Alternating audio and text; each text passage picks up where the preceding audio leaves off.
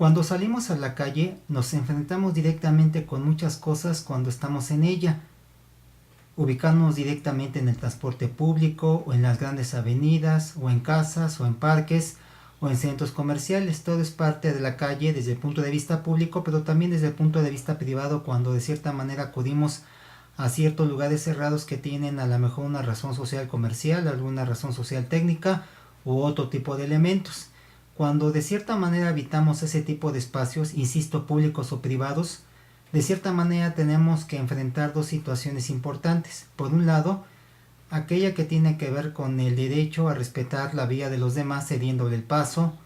o dando el asiento a una persona con discapacidad, a una mujer embarazada, o también en un momento dado respetar los carriles o respetar los saltos, o en un momento dado tener la caballerosidad para que efectivamente nos ubiquemos en un solo lado cuando vamos caminando en una calle, generalmente en un sentido hacia uno, en un sentido hacia otro. Sucede que esta es una situación problemática porque en la generalidad de las situaciones, en un momento dado, no hacemos ese tipo de respetos y por lo tanto siempre queremos ganar el paso, siempre queremos sentarnos en primera fila o siempre queremos avanzar o estamos empujando, estamos corriendo, estamos generando una situación para el beneficio propio. Esta idea tiene que ver a propósito de una dimensión no ciudadana. Nos creemos en la Ciudad de México y básicamente en todo lo que es la República Mexicana en la noción de ciudadanía. No obstante, la ciudadanía tiene que ver con muchísimas más cosas que no solamente se remite directamente a la situación del voto, tiene que ver con el respeto, tiene que ver con la equidad, tiene que ver con la atención, tiene que ver con una actitud empática, tiene que ver con la simpatía, tiene que ver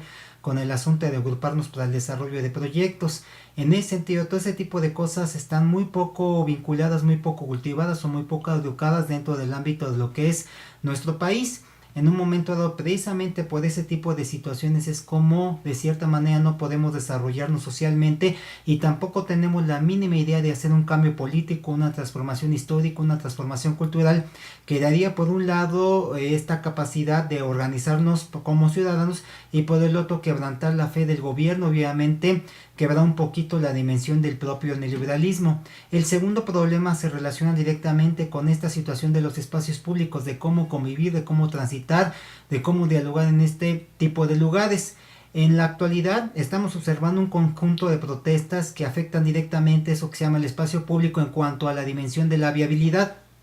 y vialidad como elementos fundamentales para poder ir caminando a otro tipo de sitios. Muchas de las personas que de cierta manera están inconformes con esta dimensión de la transitabilidad cuando existen marchas de cualquier tipo, grupo político, grupo cultural, grupo ideológico, grupo económico, de cierta manera definen este argumento o esgrimen el argumento que tiene que ver con el hecho de pues no me respetan mi privacidad, no respetan el libre tránsito, no respetan las libertades y generalmente muchas de esas personas les grita que son unos flojos, unos huevones, ese tipo de situaciones a quien de cierta manera está protestando en ese punto de vista. Lo que no hemos comprendido cuando estamos hablando de un espacio público es que un espacio público, además de la transitabilidad, también es un lugar en donde se puede conversar, en donde se puede confrontar, en donde se puede discutir y además no solamente ese tipo de situaciones, sino también el espacio público ha sido un elemento que de cierta manera tiene una carga simbólica en donde no necesariamente tiene que haber el ordenamiento o la armonía en que mucha gente está acostumbrada y sobre todo en el siglo XXI hemos forjado una civilización que se ha conformado directamente dentro de un espacio público en donde finalmente debe de ir la transitabilidad para llegar a la escuela, para llegar al trabajo, para llegar a la casa, porque todo el mundo tiene prisa y la normalidad se constituye directamente con el hecho de que podamos pasar. Cuando no podemos pasar nos ponemos nerviosos, agresivos y contestones y de cierta manera pensamos que debían de respetar esa llamada normalidad. Sin embargo, el espacio público no tiene la normalidad que yo pienso que muchos pensamos en ese punto de vista. La normalidad del espacio público es que converjan muchas cosas, desde elementos ordenados, elementos caóticos, elementos de creatividad, elementos de discursividad, muchas de la serie de cosas que de cierta manera configurarían no solamente las características de una ciudad, sino un espacio democrático, donde con el espacio democrático también hay conflicto, también hay necesidades, hay problemas y por supuesto que la calle de cierta manera es uno de los elementos en donde de cierta manera se puede mostrar elementos desordenados y a veces hemos perdido como seres humanos la capacidad de entender que esos espacios públicos también implican la lucha, también implican la confrontación, también implica la guerra, a veces de alta o de baja intensidad, pero en un momento dado tiene que ver con ese tipo de cosas y a veces no entendemos la dimensión o las características de lo que es el espacio público porque nuestra cultura contemporánea definida por el capitalismo ya nos definió que las características de la vida tienen que ver específicamente con me levanto, me desayuno, salgo, tomo el transporte o tomo el automóvil, llego al trabajo, llego a la escuela, llego al lugar donde tengo que llegar, igualmente me tengo que regresar y aparentemente no hay ningún problema, ya se normalizó y ya se naturalizó ese tipo de cosas. Eso es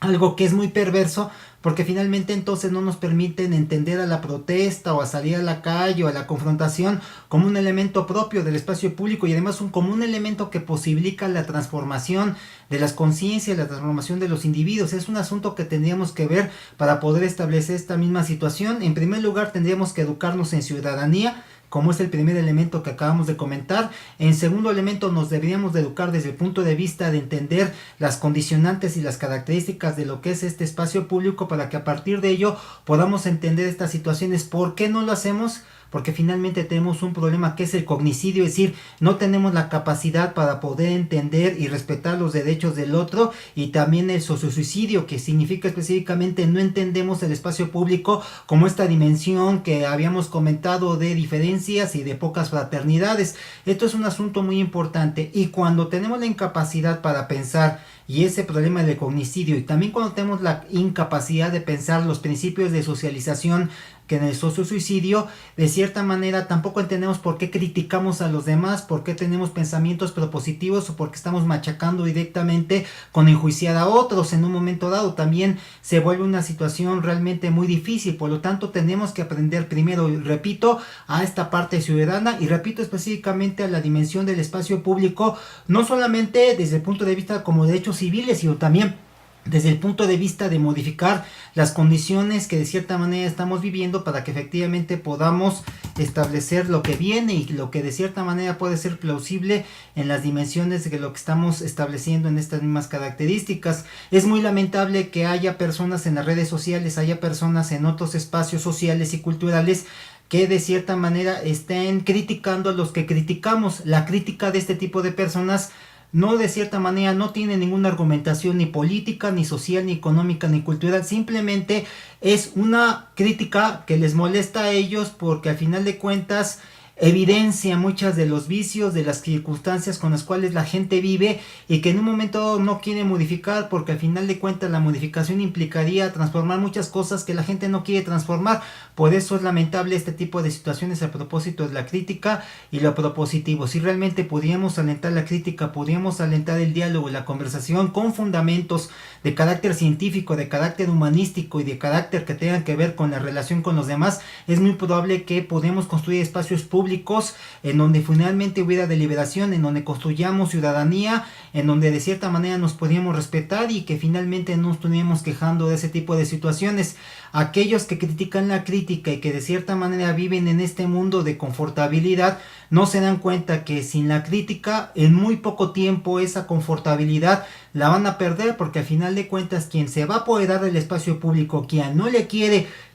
no le conviene que haya ciudadanos, es los grandes poderes. Nos van a quitar directamente el derecho a discutir, el derecho de pensar y el tener el derecho de una vida digna, y quienes en un momento dado no lo ven y que critican ese tipo de cosas, bueno, finalmente también lo van a perder, porque son personas que tampoco tienen poder, que no tienen relaciones y que no tienen dinero y que al final de cuentas también son víctimas o en un momento dado personas que tienen que vivir ese tipo de situaciones. Eso es lo que tenemos que reflexionar a propósito de lo que estamos viviendo en la actualidad.